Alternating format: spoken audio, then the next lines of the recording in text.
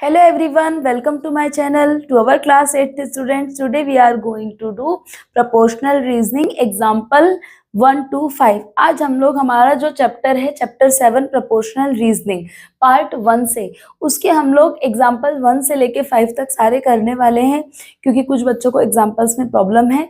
तो चलिए page number 162 से एग्जाम्पल 1 करते हैं। सबसे पहले देखिए 7.4 आपका है problem solving with proportional reasoning. आप सॉल्व करने हैं with the help of proportional reasoning. तो देखिए प्रोपोर्शन क्या होता है, प्रोपोर्शन का ये वाला जो सिंबल होता है ये प्रोपोर्शन का सिंबल होता है। When two ratios are the same in their simplest form we say that the ratios are in proportion. देखिए आपको रेशियो आपने पढ़े हुए हैं, तो जब कोई भी दो रेशियो बिल्कुल सेम हो ओके उनके सिंपलेस्ट फॉर्म में, तब वो दोनों रेशियोज जो है वो प्रोपोर्शन में होते हैं। ये प्रोपोर्शन का साइन होता है। देखिए इसे एग्जांपल से समझते हैं। जैसे यहाँ लिखा है 60:40 प्रोपोर्शनल टू 30:20। अब देखिए हमें ये देखना है कि ये दोनों जो है रेशियोज, एक ये रेशियो है और एक ये रेशियो है, ये दोनों रेशियो प्रोपोर्शन में, ये प्रोपोर्शन का साइन है, ये दोनों रेशियो प्रोपोर्शन में है या नहीं, इसके लिए हमें इनका सिंपलेस्ट फॉर्म पता करना होता है। तो देखिए अगर हम इनका सिंपलेस्ट फॉर्म पता करें तो ये हो जाएगा आपका 23×60 एंड 22×40 राइट। और ये आपका देखिए 10×3=30 एंड 10×2=20।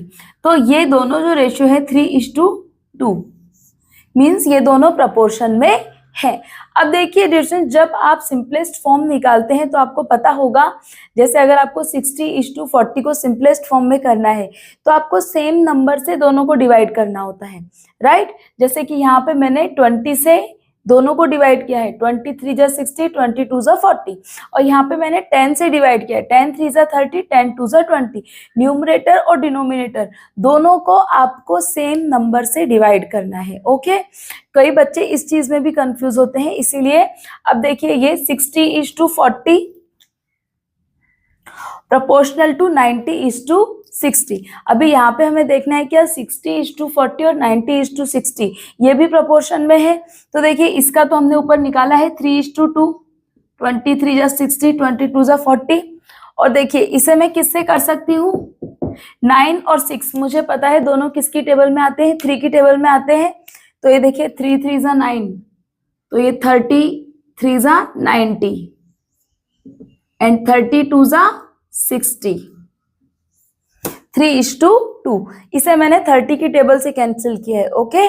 33×90 32×60 राइट। अब देखिए जिन बच्चों को ऐसे प्रॉब्लम होती है उन्हें ऐसे भी बता देती हूँ। देखिए जब आप 60/40 लिखेंगे और इसे आपको सिंपलेस्ट फॉर्म में करना है तो सबसे पहले तो देखिए 0 से 0 कैंसिल हो गया। आप कर सकते हैं 2×3=6 2×2=4 राइट। तो ये हो गया आपका 3:2। इसी तरीके से ये जो 90/60 है, अगर आप ऐसे लिखेंगे 90/60 ओके, जो नंबर पहले है वो न्यूमरेटर होगा, बाद वाला डिनोमिनेटर होगा। यहाँ पे भी आप 0 से 0 कैंसिल करके 3×3=9 3×2=6, इस तरीके से आपको 3:2 का रेशियो मिल जाएगा। तो जब दोनों ही रेशियोज जो है वो अपने सिंपलेस्ट फॉर्म में सेम हो तब हम कह सकते हैं कि ये जो दोनों रेशियो है ये किसमें है, प्रोपोर्शन में है ओके। अब देखिए इसका example number 1, are the ratios 3:4 and 72:96 proportional. इन्होंने बोला है कि ये जो दो रेशियो है 3:4 एंड 72:96 क्या ये प्रोपोर्शन में है। तो देखिए ये आपका हो गया 3:4, ये प्रोपोर्शनल का साइन, और ये हो गया 72:96। देखिए रिजल्ट 3:4 तो अपने सिंपलेस्ट फॉर्म में है क्योंकि अभी और कोई भी ऐसा नंबर नहीं है जो इन दोनों को डिवाइड कर दे। तो 3:4 को हम और सिंपलेस्ट फॉर्म में नहीं कर सकते, तो ये तो आपका सेम ही रहेगा। अब देखिए 72:96 इसे सिंपलेस्ट फॉर्म में करने के लिए आपको इन दोनों नंबरों का, इन्हें सिंपलेस्ट फॉर्म में करने के लिए इन्हें रिड्यूस करना होगा। देखिए हमने रिड्यूस करना सीखा था फ्रैक्शन को, 72/96 इसे हमें क्या करना होगा, रिड्यूस करना होगा। अब रिड्यूस करने के लिए हमारे पास सबसे पहले हमें इन दोनों नंबरों का हाईएस्ट कॉमन फैक्टर पता होना चाहिए। क्या पता होना चाहिए, HCF, कि ऐसा कौन सा सबसे बड़े से बड़ा नंबर है जिसकी टेबल में ये दोनों आए, ताकि हमें डायरेक्टली आंसर मिल जाए। तो आप लोगों को सबसे पहले दोनों नंबरों का क्या फाइंड करना होता है, HCF, हाईएस्ट कॉमन फैक्टर। अब आप लोग 8th स्टैंडर्ड में है, आपने 7th क्लास में 6th क्लास में HCF निकालना सीख लिया है कि हाईएस्ट कॉमन फैक्टर कैसे निकालते हैं। तो इन दोनों नंबरों का HCF जो है वो 24 है, आप लोग निकाल लीजिएगा जिसको प्रॉब्लम है वो। और 24 से जब आप इन्हें डिवाइड करेंगे तो 24 से 3 टाइम आपका 72 आएगा एंड 4 टाइम आपका 96 आएगा। 24 3 जा 72, 24 4 जा 96। तो ये दोनों जो रेशियो है ये क्या है, प्रपोर्शन में है। यस यस, यहाँ पे आपको आसानी हो इसलिए मैं लिख भी देती हूँ, डिवाइडेड बाय 24। हमने इन दोनों को किससे रिड्यूस किया है, 24 से। 24 से हमने दोनों नंबरों को डिवाइड किया है 3 टाइम 72 एंड 4 टाइम 96। सबसे अच्छा और इजी वे है कि आप इन दोनों नंबरों का HCF निकाल लें, highest common factor. So now let's do example number 2। सबसे पहले क्वेश्चन को समझना जरूरी है, क्वेश्चन को समझ लेते हैं। क्वेश्चन में क्या कहा है, Kesang wanted to make lemonade for a celebration. Kesang को एक सेलिब्रेशन के लिए क्या बनाना है, lemonade. She made 6 glasses of lemonade in a vessel and added 10 spoons of sugar to the drink. उसने कितने ग्लासेस बनाए हैं, 6 ग्लासेस बनाए हैं। और 6 ग्लासेस जब बनाए हैं लेमोनेड के, तो उसने कितने स्पून शुगर ऐड की है, 10 स्पून शुगर ऐड की है। Now, her father expected more people to join the celebration. उसके फादर को लग रहा है कि और भी लोग आ सकते हैं सेलिब्रेशन को ज्वाइन करने के लिए।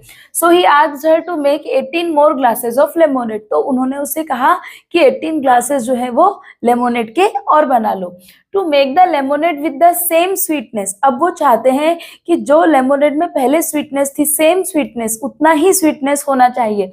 So how many spoons of sugar should she add. तो उसे कितने स्पून्स ऑफ शुगर ऐड करने चाहिए। जैसे जब उसने 6 ग्लासेस बनाए थे लेमोनेड के तो 10 स्पून शुगर ऐड किए थे। अब उसे 18 ग्लासेस बनाने हैं। 18 ग्लासेस बनाने हैं तो कितने शुगर के स्पून्स वो ऐड करे।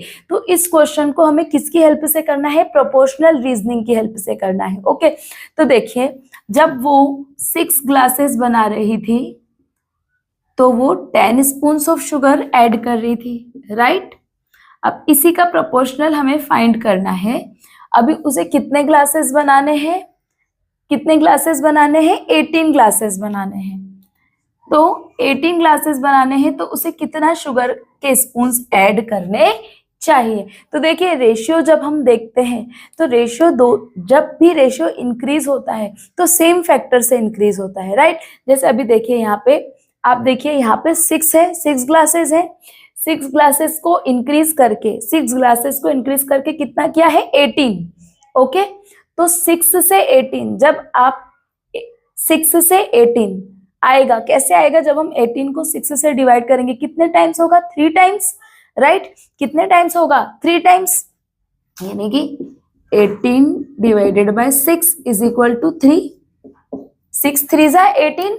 तो ये जो सेकेंड रेशियो है ये भी इसी फैक्टर से इंक्रीज होना चाहिए, ये भी इसी फैक्टर से इंक्रीज होना चाहिए। सो 10 से 3 टाइम्स, 10 3 जा 30, 10 multiply by 3 we will get 30, right.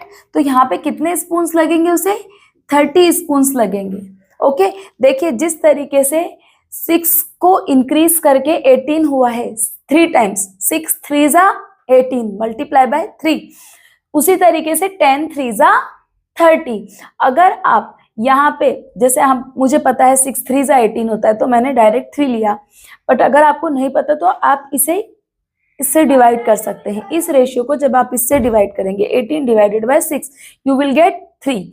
तो सेम फैक्टर कितना आया, 3। सेम फैक्टर से आपको दूसरे रेशियो को भी इंक्रीज करना है। सो 10 multiply by 3 you will get 30। Okay, तो आई होप आपको क्लियर हुआ है कि अगर उसे 18 ग्लासेस बनाने हैं सेम स्वीटनेस के साथ, यानी कि शुगर कम ज्यादा नहीं होनी चाहिए, एग्जैक्ट उतना ही होना चाहिए जितना उसने पहले 6 ग्लासेस बनाया था तब था, तो उसे 30 स्पून्स ऑफ शुगर ऐड करने पड़ेंगे। दोनों रेशियो को हमें सेम फैक्टर से इंक्रीज करना है, बस आपको यही बात ध्यान में रखनी है। Okay, so now let's do example number 3। and Hari were constructing a compound wall around their house. Nitin was building the longer side 6 feet in the length and Hari was building the shorter side 40 feet in length. देखिए नितिन और हरी जो है वो एक construction कर रहे हैं, उन्हें एक कंपाउंड के साइड में वॉल बनानी है आसपास. ओके, तो नितिन जो है वो लॉन्गर साइड को कितना ले रहा है लेंथ में 60 फीट ले रहा है और हरी जो है वो कितनी ले रही है शॉर्टर साइड को 40 फीट ले रही है लेंथ में. ओके, मींस नितिन ने कितना लिया है 60 फीट और हरी ने कितना लिया है 40 feet. Nitin used 3 bags of cement. अब नितिन ने कितने बैग ऑफ सीमेंट यूज किए हैं 3, but Hari used only 2 bag of cement. But Hari ने कितने बैग ऑफ सीमेंट यूज किए हैं 2. Nitin was worried that the wall Hari built would not be as strong as the wall he built because she used less cement. Is Nitin correct? अब नितिन क्या सोच रहा है कि जो हरी ने वॉल बनाई है वो उतनी स्ट्रॉन्ग नहीं है जितनी उसने बनाई है. उसकी वॉल स्ट्रॉन्ग है क्योंकि नितिन ने सीमेंट के बैग कम यूज किए हैं. उसने 3 बैग ऑफ सीमेंट यूज किए हैं और नितिन ने सिर्फ 2 बैग ऑफ सीमेंट यूज किए हैं. तो क्या नितिन सही सोच रहा है? क्या नितिन सही सोच रहा है कि उसकी वॉल जो हरी की जो वॉल है वो स्ट्रॉन्ग नहीं होगी? इसको हम प्रोपोर्शनल रीजनिंग की हेल्प से सॉल्व कर सकते हैं. देखिए सबसे पहले हम क्या करेंगे, नितिन की वॉल का रेशियो निकालेंगे. ठीक है, रेशियो ऑफ नितिन्स वॉल.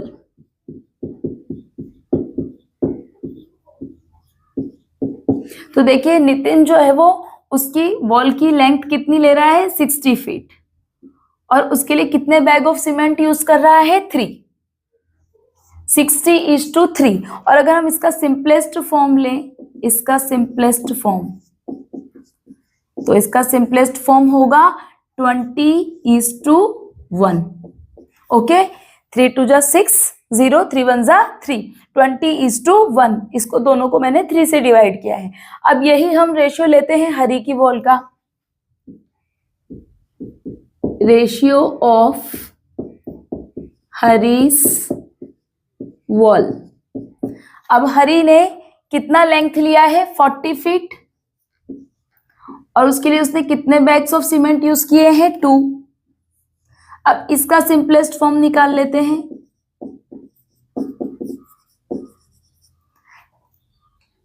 2 2 जा 4, 0 का 0, 2 1 जा 2, 20:1.